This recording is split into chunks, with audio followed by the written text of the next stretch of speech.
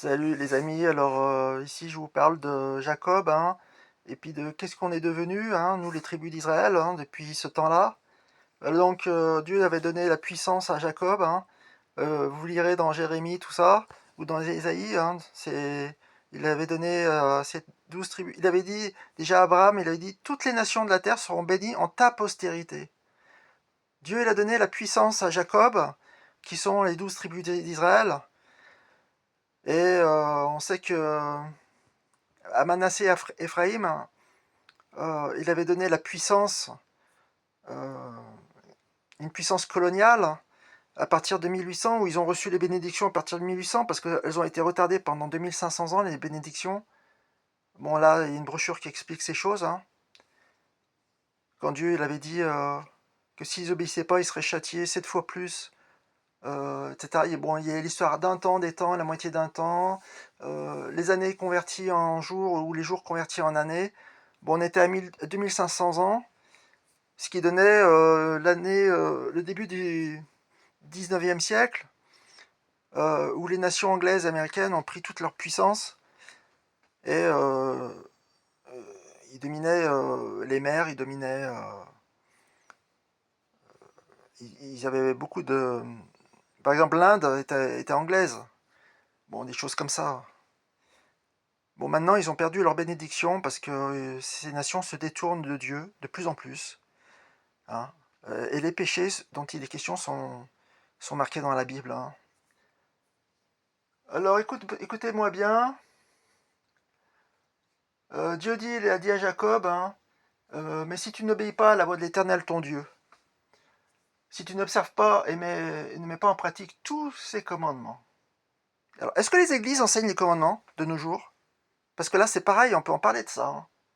Ils enseignent plus les commandements. Ils parlent de la grâce de Jésus, tout ça, mais ils enseignent rien de sa parole. Et c'est pour ça que moi, je veux bâtir une église ou un groupe ici près de Lyon, de gens qui écoutent mes vidéos, qui comprennent ce que j'explique. D'ailleurs, c'est pas moi qui explique, c'est la Bible qui explique. Il suffit de lire et de partager ces choses. Ces églises n'enseignent rien, et en plus, ils font des assemblées le dimanche matin à chanter. On n'enseigne rien aux gens. Et moi, je veux enseigner des choses sur les nations. Enfin, moi ou un autre, du moment qu'ils partagent les mêmes points de vue. Donc, mais si tu n'obéis pas à la voix de l'Éternel ton Dieu, si tu n'observes pas et ne mets pas en pratique tous ces commandements et toutes ces lois que je te prescris aujourd'hui, voici toutes les malédictions qui viendront sur toi, qui seront ton partage. Deutéronome chapitre 28. Alors attendez. Tu seras maudit dans la ville, tu seras maudit dans les champs.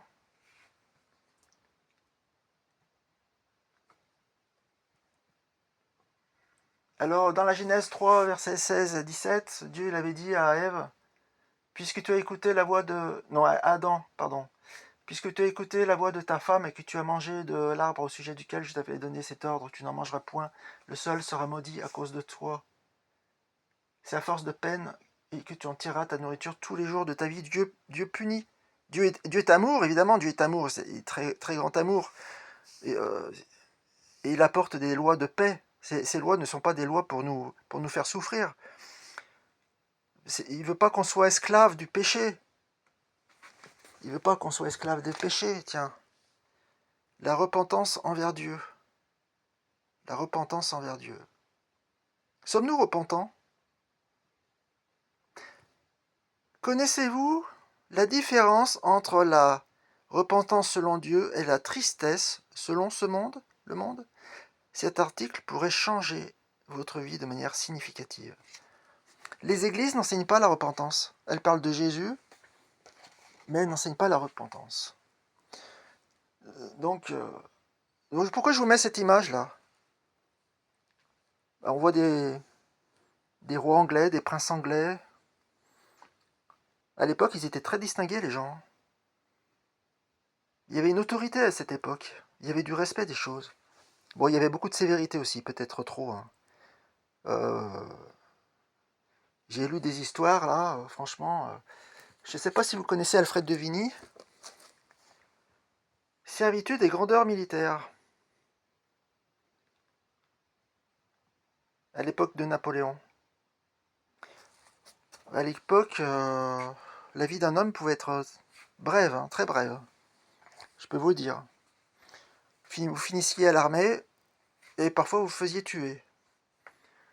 Mais comme je l'ai dit, on n'a pas forcément qu'une vie. Alors si quelqu'un est destiné peut-être à se faire tuer, ben écoute, il se fait tuer. Hein. Il faut se repentir et confier et remettre sa vie entre les mains de Dieu.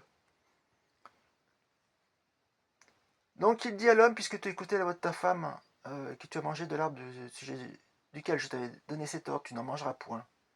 Donc il avait donné cet ordre, c'était un ordre. Donc il n'a pas voulu écouter son ordre. Il n'a pas voulu écouter son ordre, ni lui ni sa femme. Le sol sera maudit à cause de toi. La terre de nos jours, c'est pas la terre bénie. Hein.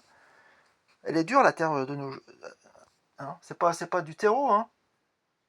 C'est pas du terreau, les gars, les amis. C'est à force de peine. Oh bah ça, c'est sûr. Alors maintenant, on a des machines agricoles. Hein. Pourquoi on a inventé ça? Parce que c'est dur, la terre. C'est à force de peine que tu en tireras ta nourriture. Alors l'été, quand c'est sec, alors je lui dis même pas. Mais Dieu peut bénir la terre. Genèse 4, verset 11. Tu seras maudit de la terre qui a ouvert sa bouche pour recevoir de ta main le sang de ton frère. C'est ce que Dieu il avait dit à Caïn, un ancêtre de Canaan. Vous connaissez l'histoire de Canaan? Caïn, c'était son ancêtre.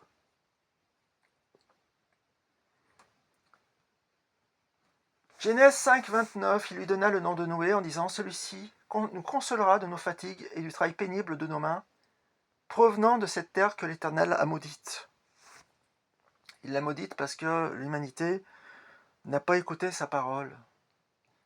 Genèse 8, 21, l'Éternel sentit une odeur agréable, et l'Éternel dit en son cœur, « Je ne maudirai plus la terre à cause de l'homme, parce que les pensées du cœur de l'homme sont mauvaises dès sa jeunesse. » C'est sûr que quand on est gamin, on fait des conneries aussi. Hein. Bon, après, on peut se repentir, heureusement. Dès sa jeunesse, « Je ne frapperai plus tout ce qui est vivant comme je l'ai fait dans le déluge d'eau. » Deutéronome 28, hein, tu seras béni dans la ville, tu seras béni dans les champs, si on obéit à sa parole. Deutéronome 28, 55, il ne donnera aucun d'eux de la chair de ses... Il ne donnera aucun d'eux de la chair.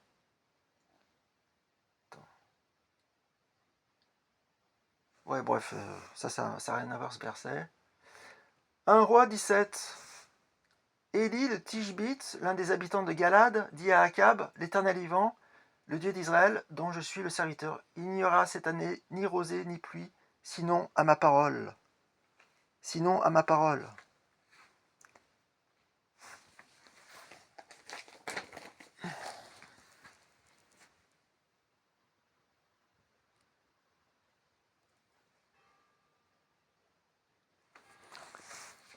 Donc c'est Dieu qui donne la pluie, et les agriculteurs n'ont qu'à lui demander, au lieu de se plaindre tout le temps. 1 Roi 17.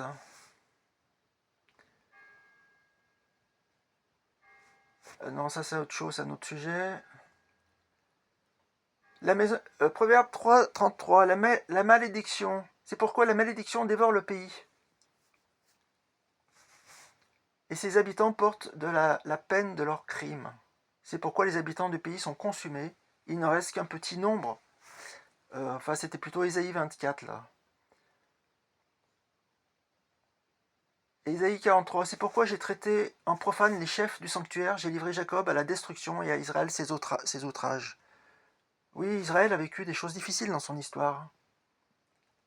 Jérémie 14, Juda est dans le deuil, ses villes sont désolées, tristes, abattues, et les cris de Jérusalem s'élèvent. Jérémie 14, 18, si je vais dans les champs, voici des hommes que le glaive a percés. Si j'entre dans la ville, voici des êtres que consume la faim. Le prophète même et le sacrificateur parcourent le pays sans savoir où ils vont. Jérémie 26, 6. Alors je traiterai cette maison comme Silo, et je ferai de cette ville un objet de malédiction pour toutes les nations de la terre. Parce qu'ils n'avaient pas obéi, s'étaient tournés vers les idoles. Les idoles, et de nos jours c'est pareil. Hein. Maintenant, c'est plus Baal. L'idole, c'est la Vierge Marie et d'autres choses que nos nations adoptent, acceptent, dans les églises même. Dans les églises même, vous vous rendez-vous compte? Dans les églises, le culte de Marie, qui était la mère biologique de Jésus, c'était pas une déesse, c'était pas une reine. C'était sa mère biologique. Il y en a même encore qui disent qu'elle était vierge, enfin qu'elle est restée vierge, alors que Jésus a eu des frères et des sœurs. C'est marqué dans les Écritures, ça. Lamentation 1:1. Et quoi, elle est assise solitaire, cette ville si peuplée? Elle est semblable à une veuve, grande entre les nations, souveraine parmi les États. Elle est réduite à la servitude.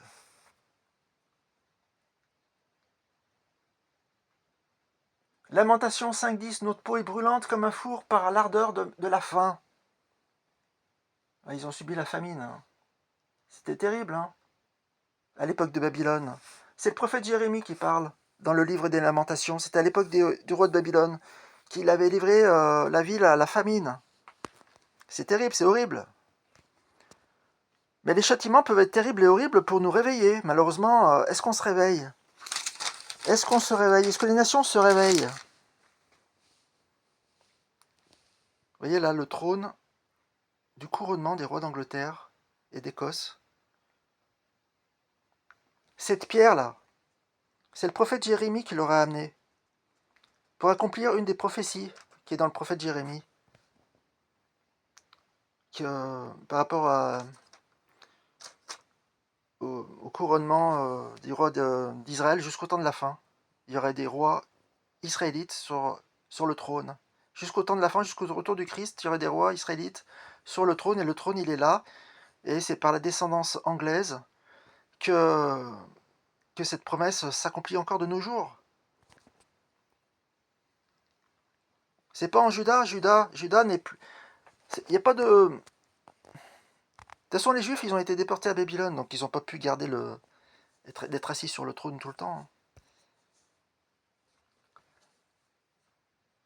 Donc, Malachie 3, 9 à 12, vous êtes frappés par la malédiction et vous me trompez, la nation tout entière. Mais qu'est-ce qu'on voit de nos jours? La tromperie est partout, le vol est partout. On vole les gens parce que, voilà, ils n'ont pas le droit de rouler avec critère 3 à Lyon. On va les verbaliser. On appelle ces gens des contrevenants. Vous rendez-vous compte? C'est tout juste si on ne les appelle pas des récidivistes ou des délinquants. Donc on cherche à voler les gens. Mais Dieu, il n'aime pas ce vol. Il n'aime pas ce vol. Vous êtes frappés par la malédiction et vous me trompez? La nation tout entière, c'est-à-dire même les chefs, même les maires, même les élus, ce sont des voleurs. Par exemple, vous voulez vous garer devant chez vous, vous ne pouvez pas, voilà. Alors on vous verbalise, on vous prend votre argent, mais c'est du vol, c'est du vol. Que eux, ils appellent ça quelque chose de légal. On opprime les gens, on les empêche de circuler. Tout augmente. Et là aussi, il y a beaucoup de vols. Hein.